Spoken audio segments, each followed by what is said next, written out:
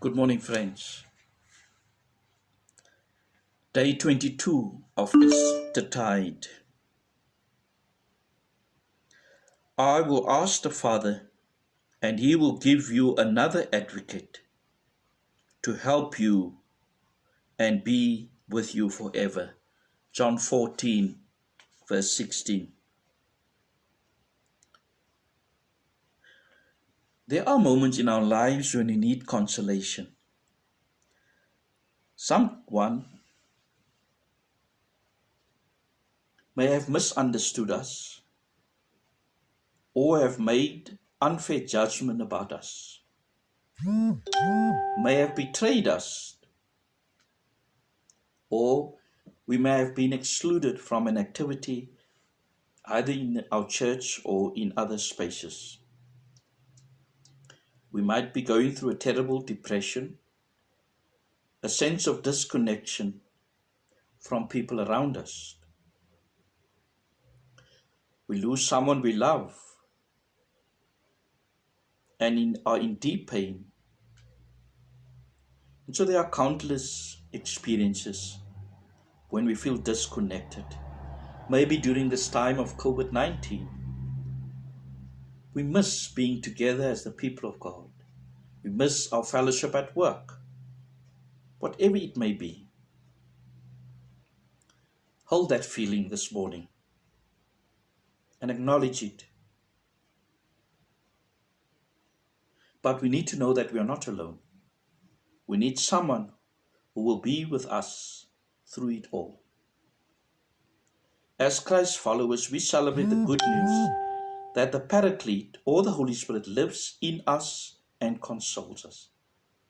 The Paraclete is the Holy Spirit.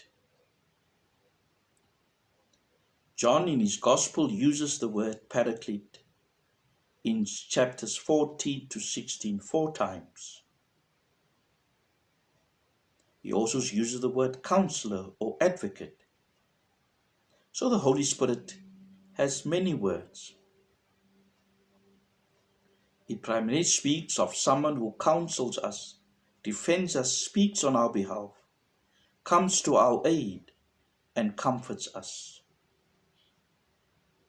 Jean Vanier speaks of the Paraclete in these words. He says, "The Paraclete is given to those who are lonely and need the presence of a friend, to those who are lost and poor in spirit, and who cry out to God in a way that goes far beyond words." The Holy Spirit consoles us as Jesus consoled his disciples. We need to take one step further. As Easter people, we are empowered to become paracletes to others in need. God calls us to give the same consolation to those in need that we have received ourselves. Through our lips, our hands, our eyes, we must allow the consolation of Jesus to flow towards those around us. We need to embody the spirit of consolation. In the words of St. Francis' well-known prayer, let us not so much seek to be consoled as to console, to be understood as to understand. That is in giving that we receive. It is in pardon that we are pardoned.